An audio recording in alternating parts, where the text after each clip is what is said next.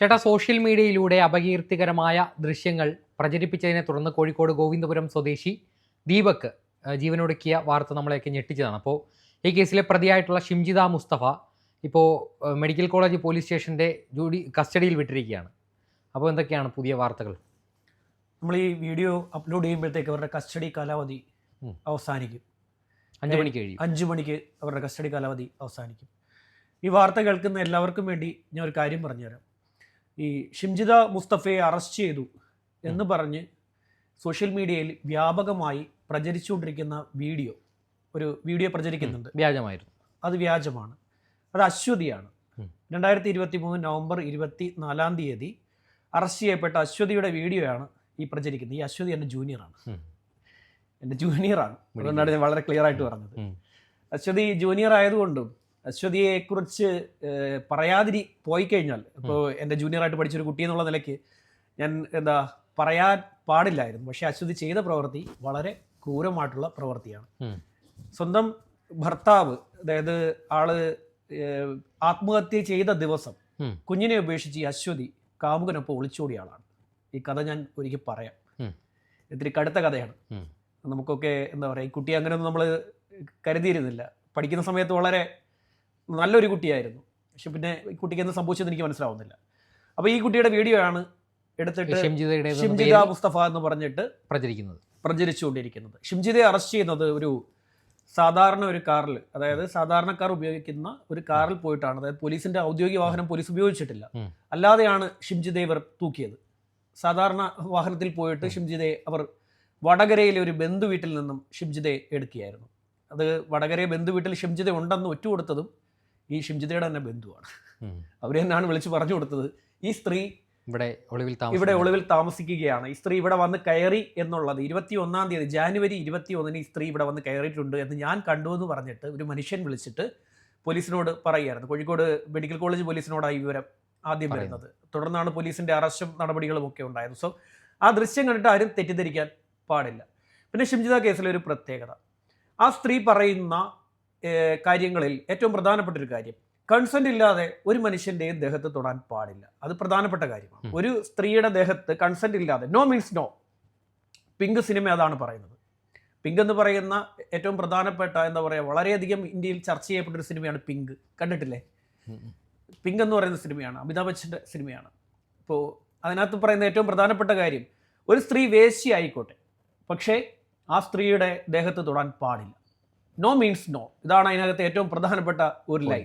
അതാണ് ഏറ്റവും പ്രധാനപ്പെട്ട പോയിന്റ്. പിന്നീട് നമ്മുടെ അജിത്തിന്റെ പിന്നീട് പിങ്ക് സിനിമ തമിഴിൽ എടുത്തിട്ടുണ്ടായിരുന്നു.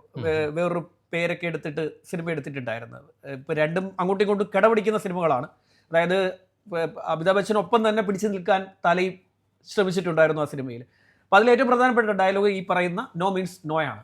അതുപോലെ തൊടാൻ പാടില്ല. പക്ഷെ ഇത് അങ്ങനെയല്ല സംഭവിച്ചിരിക്കുന്നത്. ആ വീഡിയോ ഞാൻ ഇതുവരെ ഈ വിഷയത്തെക്കുറിച്ച് സംസാരിക്കാത്ത കാര്യം എന്ന് വെച്ച് കഴിഞ്ഞാൽ, പലപ്പോഴും ഞാൻ ഈ വിഷയം എടുക്കണം എന്ന് ആലോചിക്കുമ്പോഴൊക്കെ തന്നെ നമുക്കുണ്ടാവുന്ന ഒരു വേദനയുണ്ടല്ലോ. എങ്ങനെ ആ മനുഷ്യൻ ആ മനുഷ്യൻ തിരിഞ്ഞു നിൽക്കുകയാണ്, അങ്ങോട്ട് നിൽക്കുകയാണ്. ബസ്സാവുമ്പോൾ കുലുങ്ങും. ബസ്സാവുമ്പോൾ സ്വാഭാവികമാണ്. നമുക്കൊന്നും നമ്മുടെ ഈ റോഡുകളിലെ യാത്രയിൽ നമ്മൾ ആദ്യത്തെ ചർച്ചയിൽ തന്നെ പറഞ്ഞിട്ടുണ്ട്, നമ്മൾ അന്നത്തെ കേരളത്തിലെ റോഡുകളെ കുറിച്ച്, അന്ന് കൊട്ടാരക്കരയിൽ നിന്നും കൊല്ലത്തേക്ക് പോയ ഒരു യുവതിയെ കുറിച്ച് നമ്മൾ സംസാരിച്ചിരുന്നല്ലോ. ആ കുട്ടി പിന്നീട് നമുക്കെതിരെ വലിയ ആരോപണമൊക്കെ പറയുകയുണ്ടായി. ഞങ്ങൾ ഇതൊക്കെ പറയും ഇവന്മാരാരാണെന്നൊക്കെ ചോദിച്ചിട്ട് ഒരു മനുഷ്യനെ, ഒരു പ്രായമുള്ള ഒരു മനുഷ്യനെ അപകടത്തിൽപ്പെടുത്താൻ നോക്കിയപ്പോ, അപകടത്തിൽപ്പെടുത്തിയല്ല, എങ്ങനെ ഒരു വീഡിയോ സൈഡിൽ വന്നിരിക്കുന്ന ഒരു മനുഷ്യനെ. അതിനുശേഷം ഒരുപാട് വീഡിയോസ് ആൾക്കാർ ചെയ്തു, ഒരുപാട് ആളുകൾ വീഡിയോസ് ചെയ്തു. പക്ഷേ ഈ അടുത്ത കാലത്താണ് ഇത്തരത്തിൽ വീഡിയോ വൈറലാകാൻ ശ്രമം, വൈറലാകുക, എങ്ങനെയും വൈറലായിക്കൊണ്ടേയിരിക്കുക. അതാണ് സംഭവിച്ചിരിക്കുന്നത്. ആ മനുഷ്യൻ തിരിഞ്ഞു നിൽക്കുകയാണ്. ബസ്സിൽ എന്തും സംഭവിക്കാം. ഞാനൊരു ബസ് ജീവനക്കാരനായിരുന്നു. ഇപ്പൊ എനിക്ക് മനസ്സിലാവുന്ന ഒരു സാധനമാണ് ഇതൊക്കെ. നമ്മൾ ഇല്ല എന്ന് പറയില്ല കേട്ടോ, ഇങ്ങനെയൊക്കെയുള്ള സംഭവങ്ങൾ അതിനകത്ത് ഉണ്ടാവാറുണ്ട്. ബസ്സിൽ ഉണ്ടാവാറുണ്ട്. പലപ്പോഴും നമ്മൾ പെട്ടെന്ന്, ഞാനിപ്പോ വണ്ടി ഓടിച്ചോണ്ടിരിക്കുന്ന സമയത്തായിരിക്കും പെട്ടെന്ന് ഇത് ബെല്ലടിക്കുന്നത്. അപ്പൊ അകത്ത് ഒരു ഒരു സ്ട്രെസ് ഉണ്ടായി, ഒരു പ്രശ്നം ഉണ്ടായി. അപ്പോഴായിരിക്കും ഈ ക്ലീനർ ബെല്ലടിച്ച് നിർത്തും. അതായത് അകത്ത് വഴക്കുണ്ടായി. നമ്മളിത് പലപ്പോഴും കണ്ടിട്ടുള്ള കാര്യമാണ്. പലപ്പോഴും ഞാൻ ഈ കോളേജിൽ പഠിക്കുന്ന സമയത്ത്, ഡിഗ്രി വിദ്യാഭ്യാസം നടത്തുന്ന സമയത്ത് നമ്മൾ ഈ കൈമണി വേണമല്ലോ. കൈമണിക്ക് മണി. പോക്കറ്റ് മണി വേണമല്ലോ. അപ്പോൾ അതിന് വേണ്ടിയിട്ട് ബസ് ഓടിക്കാൻ പോകും. ശനി ഞായർ ദിവസങ്ങളിൽ ബസ് ഓടിക്കാൻ പോകും. മിക്കപ്പോഴും ഇത് ഉണ്ടാവാറുണ്ട് ബസ്സിൽ. അതായത് ബസ്സിൽ ആരെങ്കിലും ഏതെങ്കിലും കുഴപ്പക്കാർ കയറി എന്തെങ്കിലുമൊക്കെ ഉണ്ടാക്കാറുണ്ട്. പക്ഷേ ഈ സാധനം ആ വീഡിയോ കണ്ടില്ലേ, ആ വീഡിയോ പോലീസ് വളരെ ക്ലിയർ ആയിട്ട് തെളിയിക്കപ്പെട്ടിട്ടുണ്ട്. ആ വീഡിയോ എഡിറ്റഡ് ആണ്. പിന്നെ ഞാൻ പറഞ്ഞല്ലോ നോ മീൻസ് നോ. ആ നോ മീൻസ് നോ എന്ന് പറയുന്നിടത്ത് ആദ്യം കൊടുക്കേണ്ട പരാതിയാണ്. ഈ പറയുന്ന സംഭവത്തിൽ എനിക്ക് പരാതിയുണ്ട്. പിന്നെ എന്തിനാണ് ഇവിടെ ഒരു നിയമ സംവിധാനം? എന്തിനാണ് ഇവർക്ക് ഈ പറയുന്ന പോലെ സോഷ്യൽ മീഡിയ വഴി കോടതി, ഇവർക്ക് സോഷ്യൽ മീഡിയ ആണ് ഇവരുടെ കോടതി എന്ന് ചിന്തിക്കുന്ന ഒരുപാട് പേരുണ്ട്. സോഷ്യൽ മീഡിയ ഒരു കോടതിയാണ്. ഒരു കോടതിയായിട്ട് അവരങ്ങ് പ്രഖ്യാപിക്കുകയാണ്. ഇന്ത്യയിലെ നീതി ന്യായ വ്യവസ്ഥയോട് താല്പര്യമില്ല, കാരണം അവിടെ നീതി കിട്ടില്ല എന്നൊരു അതെങ്ങനെയാണ്? അവരൊരു പഞ്ചായത്ത് വാർഡ് മെമ്പറാണ്. അരീക്കോട് പഞ്ചായത്ത് 20ാം വാർഡിലെ മെമ്പറാണ് 2020 ഈ പറയുന്ന സ്ത്രീ ഷിംജിത മുസ്തഫ എന്ന് പറയുന്ന സ്ത്രീ അരീക്കോട് പഞ്ചായത്ത് 20ാം വാർഡില് മെമ്പർ ആയിരിക്കുന്ന ഒരാൾക്ക് അറിയില്ല ഇവിടെ ലോ ആൻഡ് ഓർഡർ ഉണ്ടെന്ന്. അതെന്താ അറിയാൻ പറ്റാത്തത്? എന്തുകൊണ്ട് ഇവർക്ക് മനസ്സിലായില്ല? ലോ ആൻഡ് ഓർഡർ ഉണ്ട്, ഞാൻ പരാതി കൊടുക്കാം. പരാതി കൊടുക്കുന്നതിന് പകരം ഇപ്പൊ ഈ സ്ത്രീകൾ എന്താ പറയുക, കുറെ പേര്, ഞാൻ പറഞ്ഞല്ലോ, ഞാൻ അന്നും ഈ ചർച്ചയിൽ പറഞ്ഞു, സ്ത്രീകൾ തന്നെയാണ് സ്ത്രീകളുടെ ശത്രുക്കൾ. അതേ വർഗം അതേ വർഗത്തിന്റെ ശത്രുവാകുന്നു. ഇത് ചരിത്രാതീത കാലം മുതലുള്ള സാധനമാണ് കേട്ടോ. ഒരേ വർഗമാണ് അവരുടെ തന്നെ ശത്രു. അതേ വർഗമാണ്. ഇപ്പൊ നമ്മൾ മഹാഭാരത യുദ്ധം എടുത്തു കഴിഞ്ഞാൽ പോലും ശ്രദ്ധിച്ചാൽ മനസ്സിലാവുന്ന ഒരു സാധനം, അവർ അതേ കുലത്തിൽ കിടന്നിട്ടാണ് ഈ പറയുന്ന തമ്മിൽ ഏറ്റുമുട്ടിയത്. ഒരേ കുലത്തിലാണ്. അങ്ങോട്ടും ഇങ്ങോട്ടും ചതിച്ചു കൊന്നതും ഒക്കെ ചെയ്തത് ഒരേ കുലത്തിൽപ്പെട്ടവരാണ്. ഒരേ കുലവും ഒരേ വർഗവുമാണ് അവര്. അതുകൊണ്ടാണ് ഞാൻ പറഞ്ഞത്, ഈ പറയുന്ന സ്ത്രീക്ക് പരാതി കൊടുക്കേണ്ടടുത്ത് പരാതി കൊടുക്കാതെ ഒരു വീഡിയോ ഇവർ ചിത്രീകരിക്കുന്നു. ഈ വീഡിയോയുടെ പ്രത്യേകത തന്നെ നമ്മൾ ശ്രദ്ധിച്ച് മനസ്സിലാവുന്ന ഒരു സാധനം, ഇവർ അങ്ങോട്ടാണ് പോയി മുട്ടുന്നത്. അല്ലാതെ പലരും ഡീകോഡ് ചെയ്യുന്നുണ്ട്. ഇയാളുടെ കയ്യിൽ ഒരു ബാഗ് ഇരിപ്പുണ്ട്, ആ ബാഗ് പൊക്കുമ്പോൾ ഇവരുടെ ദേഹത്ത് മുട്ടുന്നത് പോലെയൊക്കെ. അല്ല, നമ്മളെ ഒരു ശ്രദ്ധിക്കേണ്ട ഒരു കാര്യം, നമ്മൾക്ക് ഈ ബാഗൊന്നും ഈ പറയുന്ന പോലെ പ്രൈവറ്റ് ബസ്സിലൊന്നും ബാഗ് കൊണ്ടൊന്നും എന്താ പറയാ ഈ കൊണ്ടുവന്ന് വെക്കാൻ പറ്റില്ല. ആരെങ്കിലും അടിച്ചുകൊണ്ട് പോകും ഈ സാധനം. നമുക്ക് ചിന്തിക്കാൻ പറ്റുന്നതിന് അപ്പുറമാണ്. നമ്മൾ സാധാരണ KSRTC ബസ്സിൽ ഇവിടെ ഒരു ഏരിയ ഉണ്ടായിരിക്കാം, ഏരിയ ഉണ്ടാകാൻ സാധ്യതയുണ്ട്. ഈ പ്രൈവറ്റ് ബസ് KSRTCയുടെ സൂപ്പർ ബസ് ആണെങ്കിലും KSRTCയുടെ ഇപ്പൊ എന്താ പറയാ KSRTCയുടെ ഈ എക്സ്പ്രസ് ഉണ്ടല്ലോ, ഇതൊക്കെ ആണെങ്കിലും ഒരു സ്റ്റോപ്പിൽ നിർത്തി കഴിഞ്ഞാൽ പിന്നെ അതിന് ഒരുപാട് നേരം കഴിഞ്ഞാൽ അടുത്ത സ്റ്റോപ്പിൽ നിർത്തും. പ്രൈവറ്റ് ബസ് അങ്ങനെയല്ല, മുക്കിന് സാധനം നിർത്തും, മുക്കിന് നിർത്തി കൊടുക്കും. എന്താ പറയാ, ഇപ്പൊ ഒരു സ്റ്റോപ്പ് ഉണ്ടെങ്കിലോ ഇല്ലെങ്കിലോ എവിടെ വേണമെങ്കിലും ഇത് ചവിട്ടി കൊടുത്തു. എന്താ ആൾക്കാർ വന്ന് പറയുന്നു ഇതൊന്ന് ചവിട്ടിത്താ. ഇപ്പൊ ഈ കണ്ടക്ടർ ഈ ഫ്രണ്ടിൽ ഒരാൾ കൈ കാണിച്ചു അല്ല, ഫ്രണ്ട് കൺട്രാക്ട് എന്ന് പറയും. ഫ്രണ്ട് കൺട്രാക്ട് എന്ന് പറയും. ചാർജ് കൺട്രാക്ട് എന്നാ വിളിക്കാറുള്ളത്. ചാർജ് കൺട്രാക്ട് എന്ന് വെച്ച് കഴിഞ്ഞാൽ ഒരു ബസ്സിന്റെ ഫുൾ കൺട്രോൾ എന്ന് പറയുന്നത് ഈ ഫ്രണ്ടിലിരിക്കുന്ന കണ്ടക്ടർക്കാണ്. അപ്പൊ അദ്ദേഹത്തിന്റെ അടുത്ത് വന്നിട്ട് നമ്മൾ പറയുന്നു ഇതുപോലെ എനിക്ക് ഇവിടെ ഇറങ്ങണം എന്ന് പറഞ്ഞു കഴിഞ്ഞാൽ ആള് എന്താ പറയാ, നമ്മളോട്ട് പേഴ്സണലി പരിചയം ഉണ്ടെങ്കിൽ ഇത് ചവിട്ടിത്തരും. അപ്പൊ ആരും എവിടെ വേണമെങ്കിലും ഇറങ്ങാം, ആരും എവിടെ. അത് അവരുടെ എന്താ പറയാ, അവരുടെ ഏറ്റവും വലിയ ഗുണം അതാണ്. ഈ പ്രൈവറ്റ് ബസ്സുകാരുടെ ഏറ്റവും വലിയൊരു ഗുണവും അവർ ഈ ആളുകളുമായിട്ട് ഭയങ്കര ഫ്രണ്ട്ലിയാണ്. അവർ ഭയങ്കര ഫ്രണ്ട്ലി ആയിരിക്കും. നമ്മൾ ഈ സ്ഥിരം ഓടുന്ന റൂട്ടിലൊക്കെ ഭയങ്കര ഫ്രണ്ട്ലിയാണ് അവർ. അവരോട് സംസാരിച്ച് കഴിഞ്ഞാൽ അത് മനസ്സിലാവും. ആരോട് ശ്രദ്ധിച്ചു നോക്കിയാലും മനസ്സിലാവുന്ന ഒരു സാധനമാണ്. അപ്പോൾ അതിലെങ്ങനെ അയാൾ കൊണ്ടുപോയി അയാളുടെ ബാഗ് വെക്കും? അയാളുടെ ബാഗിൽ എന്തായിരുന്നു ഉണ്ടായിരുന്നത്? അതൊരു ചോദ്യമല്ലേ. അതിൽ വിലപ്പെട്ട ഒരു വസ്തു ഉണ്ടെങ്കിലോ? അപ്പൊ അയാൾ മുൻപ് പോയ ഒരു അനുഭവം ഉണ്ടായിരുന്നു. അത് കൊണ്ടുവച്ചിട്ട് അത് നഷ്ടപ്പെട്ടു പോയാലോ? അയാൾ ഒരു പാവം മനുഷ്യനായത് കൊണ്ടാണ് അയാൾ ആത്മഹത്യ ചെയ്യേണ്ടി വന്നത്. ഇല്ലെങ്കിൽ പോയി പണി നോക്കാൻ പറയണം, ഓടാ അവിടെ നിന്ന് പറയണം. ഇത്രയേ ഉള്ളൂ. ഈ സാധനത്തിനൊക്കെ ചിന്തിക്കേണ്ട. അതായത് നമ്മൾ തെറ്റുകാരനാണ്. ഞാൻ കഴിഞ്ഞ ദിവസവും ഞാൻ ഈ CJ റോയുടെ വിഷയം സംസാരിച്ചല്ലോ. അപ്പൊ ഈ ചില മനുഷ്യർക്ക് ഇതൊന്നും താങ്ങാൻ പറ്റില്ല. ചെറിയ ചെറിയ ആരോപണങ്ങൾ പോലും നേരിടാൻ ചില മനുഷ്യരെ കൊണ്ട് സാധിക്കില്ല. അങ്ങനെയുള്ള മനുഷ്യരെയാണ് ഇവരൊക്കെ പിടിച്ചിട്ടിട്ട് അലക്കുന്നത്. സോഷ്യൽ മീഡിയയിൽ പിടിച്ചിട്ട് അലക്കുകയാണ്. ഇവര് വീഡിയോ എടുത്തിട്ട് അങ്ങ് ഇടുകയാണ്. എന്നിട്ട് ഇവർ അങ്ങോട്ടാണ് ചെന്ന് തട്ടുന്നത്. അയാൾ അവിടെ നിൽക്കുകയാണ്, അയാൾ ഫ്രണ്ടിൽ നിൽക്കുകയാണ്. ആ വീഡിയോ ശ്രദ്ധിച്ചില്ലേ? അയാൾ ബാക്കിൽ നിന്ന് വന്ന് ഉപദ്രവിക്കുക. ഞാൻ കണ്ടിട്ടുള്ള ഒരു പ്രധാനപ്പെട്ട ഒരു കാര്യം, ഈ ബാക്കിൽ നിന്നാണ് സ്ത്രീകളെ സാധാരണ ഉപദ്രവിക്കാറ്. അതിക്രമം നടക്കുക എന്ന് വെച്ച് കഴിഞ്ഞാൽ ബാക്കിൽ വന്ന് ചേർന്ന് നിൽക്കും. ഇവരെങ്ങനെ ഫ്രണ്ടിൽ നിൽക്കുന്നവരെ ബാക്കിൽ നിന്ന് വന്ന് ചേർന്ന് നിൽക്കും. ഇയാളുടെ ഈ വീഡിയോ നോക്കി അയാൾ നേരെ അങ്ങോട്ടാണ് നിൽക്കുന്നത്. ചിലപ്പോൾ നമ്മൾ ചിന്തിക്കുന്ന പോലെ അല്ലെന്നേ ഒരു മനുഷ്യർ എങ്ങനെയാണെന്നൊന്നും നമുക്ക് ചിന്തിക്കാൻ പറ്റില്ല. അപ്പൊ എന്നെ എല്ലാവരും കളിയാക്കുന്ന ഒരു കാര്യമാണ് വിറയൽ ലോകമെന്ന്. എന്റെ കൈ പറയും, എനിക്ക് ഈ ബസ്സിലൊന്നും പിടിച്ച് നിൽക്കാൻ പറ്റില്ല, എന്റെ കൈ നല്ല പറയ്ക്കും, എനിക്ക് ഇത് പിടിച്ച് നിൽക്കാൻ പറ്റില്ല. ബസ്സിൽ എനിക്ക് ഇങ്ങനെ പിടിച്ച് നിൽക്കാൻ പറ്റില്ല, എന്റെ കൈ പറയ്ക്കും. എല്ലാവരും എന്നെ എന്താ പറയാ ഇങ്ങനെ പറയുന്നതാണ്. എനിക്കൊരു ആക്സിഡന്റ് സംഭവിച്ച ശേഷം ഇങ്ങനെയൊക്കെ ആയിപ്പോയത്. അപ്പോൾ ഈ സാധനമൊക്കെ ഉണ്ടാവുമ്പോൾ ഓരോരുത്തരുടെ ആരോഗ്യാവസ്ഥ അല്ലെങ്കിൽ അവരുടെ മാനസികാവസ്ഥ, അവരെന്തെങ്കിലും ടെൻഷനിലായിരിക്കും. പല പല സാഹചര്യമല്ലേ മനുഷ്യർ. എന്തിനാണ് ഇതിന് ഇതിനു വേണ്ടി മാത്രം ബസ്സിൽ കയറുന്ന ആളുകളുണ്ട്. ഇതിനു വേണ്ടി മാത്രം കയറുന്നവരുമുണ്ട്. അതായത് പണ്ടൊരു സമയം ഉണ്ടായിരുന്നു, പണ്ട് കുറേ വർഷം മുമ്പാണ് ഞാൻ ശ്രദ്ധിച്ചൊരു കാര്യമാണ്. ഈ ഈ പ്രൈവറ്റ് ബസ് സമരം നടന്നു. അപ്പോൾ KSRTCയിൽ ഭയങ്കര തിരക്കായിരുന്നു. ഞാൻ റിപ്പോർട്ട് ചെയ്തൊരു വാർത്തയാണ്. ഒരു മനുഷ്യൻ സ്ഥിരമായിട്ട് ഇങ്ങനെ എന്താ പറയുക, രാവിലെ മുതൽ വൈകുന്നേരം ബസ്സിൽ കയറിയാണ്. എൻ്റെ വാഹനം ഓടിക്കുന്ന ഡ്രൈവറാണ് ഈ കഥ പറഞ്ഞു തന്നത്. അതായത് ആ മനുഷ്യനെ ഒന്ന് ശ്രദ്ധിക്കാൻ പറഞ്ഞു. ഞങ്ങൾ അയാളെ ഫോളോ ചെയ്തു, അങ്ങനെ ഒരു വാർത്ത ചെയ്തു. എനിക്കൊന്നും ഇപ്പോഴും യൂട്യൂബിൽ ഉണ്ടായിരിക്കും. അയാൾ പല പല ബസ്സുകളിൽ കയറിയാണ്.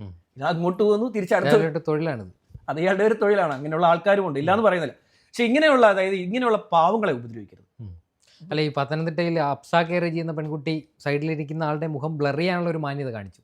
അതെ അതെ. പക്ഷെ ഷിംജിത് അത് കാണിച്ചില്ല. അയാളുടെ ഐഡന്റിറ്റി പുറത്തേക്ക് വരുന്ന രീതിയിലാണ് വളരെ ക്ലിയർ ആയിട്ട് അയാളെ ഇട്ട് കൊടുത്തു. അയാളുടെ മാതാവിന്റെ കരച്ചിലൊക്കെ ഭയങ്കര ദുഃഖമായിരുന്നു. അയാളുടെ ഒരു മാതാവ് ജീവിച്ചിരിക്കുമ്പോൾ മകൻ നഷ്ടപ്പെടുക എന്ന് പറയുന്ന വലിയ ബുദ്ധിമുട്ടുള്ള കാര്യമാണ്.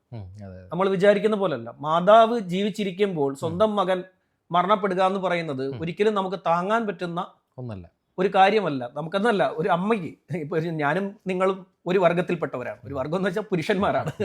നമ്മളെ പോലെ അല്ല സ്ത്രീകൾ. സ്വന്തം എന്താ പറയാ, അവർ ജീവിച്ചിരിക്കുക അവരുടെ മകൻ നഷ്ടപ്പെടുക എന്ന് പറയുന്നത് അത് അങ്ങേയറ്റം വൈകാരികമാണ്. അത് അങ്ങേയറ്റം വൈകാരികം. എൻ്റെ ഒരു സുഹൃത്തുണ്ടായിരുന്നു, അവർ ജീവിച്ചിരിക്കുകയാണ് അവൻ മരണപ്പെട്ടത്. അവർക്കത് ഒരിക്കലും താങ്ങാൻ പറ്റില്ലായിരുന്നു. ഇവിടെ കേരളത്തിലെ ഏറ്റവും വലിയൊരു ടൂറിസ്റ്റ് കേന്ദ്രങ്ങളിൽ ഒന്നായിട്ടുള്ള അതിൽ അവൻ്റെ പേര് എഴുതി വെച്ചിട്ടുണ്ട്. അവൻ റോപ്പ് പൊട്ടി താഴെ വീണ്, അതായത് അതിൻ്റെ കൺസ്ട്രക്ഷൻ നടന്നുകൊണ്ടിരിക്കവേ റോപ്പ് പൊട്ടിപ്പോയി. ഞങ്ങൾ ഒരുമിച്ച് പഠിച്ചവരാണ്. അപ്പോൾ അത് പൊട്ടി താഴെ വീണ് പോയി. അങ്ങനെയാണ് മരണപ്പെടുന്നത്. ആളുടെ പേര് ഇപ്പോഴും അവിടെ എഴുതി വെച്ചിട്ടുണ്ട്. ആ അമ്മയുടെ വേദന ഞാൻ ഒരുപാട് കണ്ടതാണ്. ആ അമ്മ എന്നെ കണ്ടാൽ കരയും. ഈ അമ്മ വരുന്നത് സമപ്രായക്കാരായ സുഹൃത്തുക്കളെ, അതെ അതെ, അമ്മ എന്നെ കണ്ടു കഴിഞ്ഞാൽ അപ്പം കരയും. അപ്പം ഞാൻ ഓടി, ഈ അമ്മ വരുന്ന സമയത്ത് ഞാൻ ഓടി വിളിച്ചേക്കും. അതായത് എന്താ, ഞാൻ ചിലപ്പം വീടിന്റെ ഫ്രണ്ടിൽ ബ്രഷ് ചെയ്തുകൊണ്ടിരിക്കുന്ന സമയത്തൊക്കെ ആയിരിക്കും ഈ അമ്മ വരുന്നത്. ഈ അമ്മയെ കണ്ടു കഴിഞ്ഞാൽ ഞാൻ അപ്പോൾ വലിയും. കാര്യം എന്ന് വെച്ചാൽ ആ അമ്മയ്ക്ക് താങ്ങാൻ പറ്റില്ല. അവർക്ക് എന്നെ കാണുമ്പോൾ ഓർമ്മ വരുന്നത് എന്താ, അവനെയാണ്. അവനെ നഷ്ടപ്പെട്ടൊരു കാര്യമാണ് ഓർക്കുന്നത്. അതാണ് ഞാൻ പ്രധാനപ്പെട്ട ഒരു കാര്യം. ഇവരൊക്കെ ഈ പാപം എവിടെ കൊണ്ടുപോയി അവസാനിപ്പിക്കുമെന്ന് എനിക്ക് മനസ്സിലാവുന്നില്ല. ഈ സ്ത്രീ ഇപ്പൊ പറയുന്നു, ഈ സ്ത്രീ ഇപ്പം കുന്നമംഗലം മജിസ്ട്രേറ്റ് കോടതിയാണ് ഇവരുടെ കേസിൽ. ആദ്യം കുന്നമംഗലം മജിസ്ട്രേറ്റ് കോടതി ഇവരുടെ ജാമ്യാപേക്ഷ തള്ളിക്കളഞ്ഞു. ഇവരുടെ ബെയിൽ ആപ്ലിക്കേഷൻ കോടതി തള്ളിക്കളഞ്ഞു. കോടതി തള്ളിക്കൊണ്ട് കോടതി പറഞ്ഞിരിക്കുന്ന ഏറ്റവും പ്രധാനപ്പെട്ട കാര്യം, ഈ സ്ത്രീ ഇത് ആവർത്തിക്കും. സമൂഹ മാധ്യമങ്ങളിൽ ഒരു ഫെയിമിന് വേണ്ടി. അതെ, ഇനിയും ഇവർ ഈ ക്രൈം, അതായത് ഒരേ ക്രൈം ചെയ്യാൻ ഇവർ സാധ്യതയുണ്ട് എന്ന് പറഞ്ഞിട്ടാണ് ഇപ്പൊ വീണ്ടും ഇവരുടെ ജാമ്യാപേക്ഷ തള്ളുകയും ഇവരുടെ എന്താ പറയുക കസ്റ്റഡി ആപ്ലിക്കേഷൻ, പോലീസിന്റെ കസ്റ്റഡി ആപ്ലിക്കേഷൻ. പക്ഷെ ഇതിലൊന്നും വലിയ കാര്യമില്ല കേട്ടോ. ഈ കേസിൽ ഒരു കാര്യമില്ല. ഈ കേസിൽ ഒന്നും നടക്കാൻ പോകുന്നില്ല. ഇവരെ വെറുതെ വിടും. ഇതാണ് സംഭവിക്കാൻ പോകുന്നത്. ബസ്സിൽ നടക്കുന്ന സംഭവമാണ്. CCTV പോലും അതില്ല. അതില്ല. അതിൽ അവര് വെറുതെ വിടും. അവര് ഈ പറയുന്ന പോലെ ഈ കേസിൽ ഇപ്പൊ ഈ എന്താ പറയാ ആത്മഹത്യ പ്രേരണാ കുറ്റം, ഈ ആത്മഹത്യ പ്രേരണാ കുറ്റം എന്ന് പറയുന്നതൊന്നും വലിയ കാര്യമില്ല. സത്യം പറയാലോ, നമ്മൾ ഒരാളെ ആത്മഹത്യക്ക് പ്രേരിപ്പിച്ചു എന്ന് തെളിയിക്കുക എന്ന് പറയാൻ ഭയങ്കര ബുദ്ധിമുട്ട്. ആത്മഹത്യ ചെയ്ത ആളൊന്നും പറയാൻ പറ്റില്ല. അല്ല, ആള് മരണപ്പെട്ടു പോയല്ലോ, പിന്നെ ഇങ്ങനെ അയാൾ പറയാ. ആത്മഹത്യ പ്രേരണാ കുറ്റം എന്ന് പറയുന്ന സാധനം, ഒരു ക്രൈം നമ്മൾ ഡയറക്റ്റ് ചെയ്യുന്നതും ആ ക്രൈം നമ്മൾ എന്താ പറയാ ഡയറക്റ്റ് ആക്ഷനിൽ ചെയ്യുന്നതും ആ ക്രൈമിന് വേണ്ടിയിട്ട് നമ്മൾ എന്താ ഓർഗനൈസ് ചെയ്യുന്നത് തമ്മിൽ ഒരുപാട് വ്യത്യാസമുണ്ട്. ഗൂഢാലോചന, ഈ സാധനം തെളിയാൻ ഭയങ്കര പാടാണ്. നമ്മൾ വിചാരിക്കുന്നിടത്തൊന്നും ഈ സാധനം തെളിഞ്ഞു വരിക എന്ന് പറയുന്നത് വലിയ പാടുള്ള കാര്യമാണ്.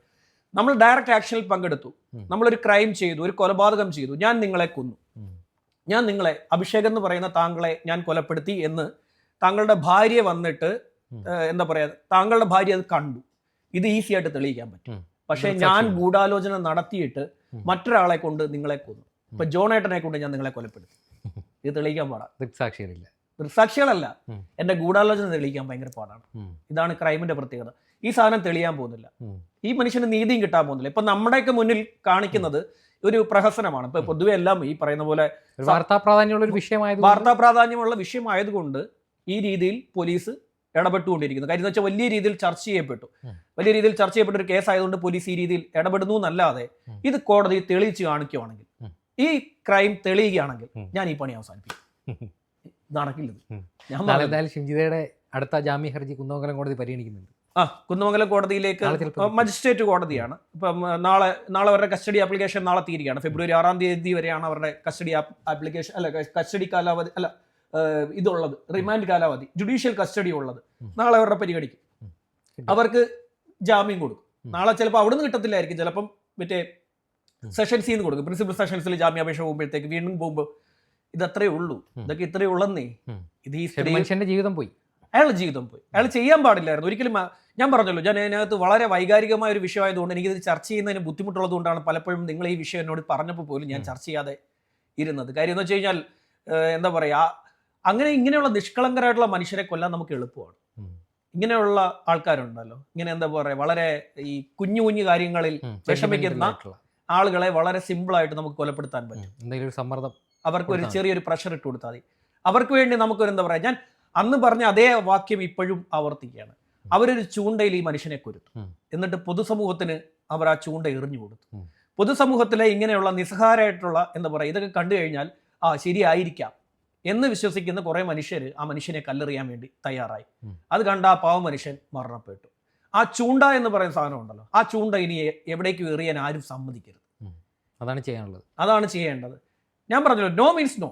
ഒരാളുടെ ദേഹത്ത് തൊടാൻ, അയാളുടെ സമ്മതമില്ലാതെ തൊടാൻ ആർക്കും, ഒരു സ്ത്രീയുടെ ദേഹത്തും അയാളുടെ സമ്മതമില്ലാതെ തൊടാൻ ആർക്കും അധികാരമില്ല. പക്ഷേ ഇല്ലാത്തൊരു കാര്യം, ഒരു സ്ത്രീ എന്നുള്ള പ്രിവിലേജ് ഉപയോഗിച്ചുകൊണ്ട് ഇങ്ങനെയുള്ള കാര്യങ്ങൾ ചെയ്തു വെക്കുക, അതിനി ആവർത്തിക്കാൻ പാടില്ല. എന്തായാലും ഇവരുടെ കാര്യത്തിൽ ഞാൻ പറഞ്ഞല്ലോ, ഇവർ ഈ കേസിൽ ഇവരെ വെറുതെ വിടും. ഇതാണ് സംഭവിക്കാൻ പോകുന്നത്. ഞാൻ ഇപ്പോൾ കഴിഞ്ഞ ദിവസം ഞാൻ പറഞ്ഞു, മറ്റേ ഇല്ല കുട്ടിയുണ്ടല്ലോ, ഏതാ നഴ്സായിട്ടുള്ള കുട്ടി, അതായത് കാമുകന്റെ കൂടെ ഇറങ്ങിപ്പോയിട്ട് കാമുകന്റെ വീട്ടിൽ വെച്ച് കൊല്ലപ്പെട്ടെ, തൂങ്ങി മരിച്ചേ. അപ്പോൾ ആ കുട്ടി, ആ കേസിൽ എന്താണ് സംഭവിക്കുന്നതെന്ന് ഞാൻ ജോണേട്ടനോട് ചർച്ച ചെയ്ത സമയത്ത് ജോണേട്ടൻ ചോദിച്ചു, എന്തായിരിക്കും ആ കേസിൽ വരാൻ പോകുന്നതെന്ന്. ഞാൻ പറഞ്ഞു, ജീവപര്യന്തേ വരത്തുള്ളൂ, അതിൻ്റെ മേളിൽ വരാൻ പോകുന്നില്ല, ജീവപര്യന്തം ഉണ്ടാവും എന്ന് പറഞ്ഞു. പിറ്റേ ദിവസം ശിക്ഷ നടന്നു, ശിക്ഷിച്ചു, ജീവപര്യന്തമായിരുന്നു. അപ്പോൾ എല്ലാവരും വന്നിട്ട് എന്നെ വിളിച്ചിട്ട്, താനാണോ കോടതി, തനിക്കിത് എവിടുന്ന് കിട്ടുന്നു, താനിതൊക്കെ എങ്ങനെ കണ്ടുപിടിക്കുന്നു, ഇങ്ങനെയൊക്കെ. ഞാൻ നിയമം പഠിച്ച ആളാണ്, സോ എനിക്കറിയാം. അത്യാവശ്യം ബോധമുള്ളത് കൊണ്ട്, അത്യാവശ്യം ബോധമല്ല, ഈ കാര്യം പഠിച്ചത് കൊണ്ട് തള്ളിയതല്ല, എന്നെ പൊതുവെ തള്ളല്ലെന്നാണ് പറയാറുള്ളത്. ഏതായാലും ഈ കേസിൽ സംഭവിക്കാൻ പോകുന്ന കാര്യം ഇതാണ്. ഇതിൽ കൂടുതലൊന്നും സംഭവിക്കാൻ പോകുന്നില്ല. ആ മനുഷ്യന്റെ ജീവിതം പോയി. ഇനി ഒരാളും ഇങ്ങനെയുള്ള കുറെ സ്ത്രീകൾ ഇറങ്ങി തിരിച്ചു എന്ന് പറഞ്ഞ ആരെങ്കിലും എന്തെങ്കിലും ആരോപണം ഉന്നയിച്ചെന്ന് പറഞ്ഞിട്ട് ഇറങ്ങി തിരിച്ചു കഴിഞ്ഞാൽ, പോടാ പോയി പണി നോക്കടാ എന്ന് പറയുന്ന സ്ത്രീയെ അങ്ങനല്ലല്ലോ, പോടാന്ന് വിളിക്കാൻ പാടില്ല. ഇത് ഞാൻ ഈ പറഞ്ഞത് പുല്ലിംഗമാണ്. ഏതാ പോടാ, അതേ ഡയലോഗ് തന്നെ പറയാൻ പറ്റണം. പോടാ പോയി പണി നോക്കടാന്ന് പറയണം, അത്രേ ഉള്ളൂ. അല്ലാതെ ഒന്നും തൂങ്ങി മരിക്കാനും വിഷം കഴിച്ച് മരിക്കാനൊന്നും പാടില്ല. ആരോപണം ഏത് മനുഷ്യനെതിരെ എന്തും വരാൻ ഈ കാലഘട്ടത്തിൽ എന്തും സംഭവിക്കാൻ പറ്റുന്ന ഒരു കാലഘട്ടമാണ്. നമ്മളൊന്നും ഒരിക്കലും പ്രതീക്ഷിക്കാൻ പറ്റില്ല. നമ്മളൊന്നും ചിന്തിക്കാത്ത കാര്യങ്ങൾ വരും. നമ്മളൊന്നും ഒരിക്കലും നമ്മൾ സ്വപ്നത്തിൽ പോലും വിചാരിക്കാത്ത ആരോപണങ്ങൾ നമുക്കെതിരെ വന്നേക്കാം. പക്ഷെ അതിനെ നേരിടണം. അതിന് തളർന്നിട്ട് നമ്മൾ അതാ അടക്കുന്നത്, എന്റെ അമ്മ ഇതാ എനിക്കെതിരെ ഒരു കഥ വന്നു, എന്ന് പറയണോന്നേ. ഞാൻ ആണ്. ആർട്ടിഫിഷ്യൽ ഇന്റലിജൻസ് പ്രകാരം പ്രഖ്യാപിച്ച എന്റെ ചിത്രീകരിച്ച എന്റെ വീഡിയോ ആണ് ഈ പുറത്തു വന്നിരിക്കുന്നത് എന്ന് പറഞ്ഞേക്കണം. നമുക്കിത് എന്താ പറയാ, പറയാൻ പറ്റില്ല. നാളെ എന്താ പറയാ, ലൈംഗിക രംഗങ്ങളൊക്കെ പുറത്തു വന്നേക്കാം. അങ്ങനെ ഒരു കാര്യം വന്നാൽ പോലും നിങ്ങൾ ചെയ്യേണ്ട ഒരു കാര്യം, നിങ്ങളെ ആണ്, അല്ലെങ്കിൽ നീ പോയി തെളിക്കടാന്ന് പറയണം. അത്രേ ഉള്ളൂ. ശരി.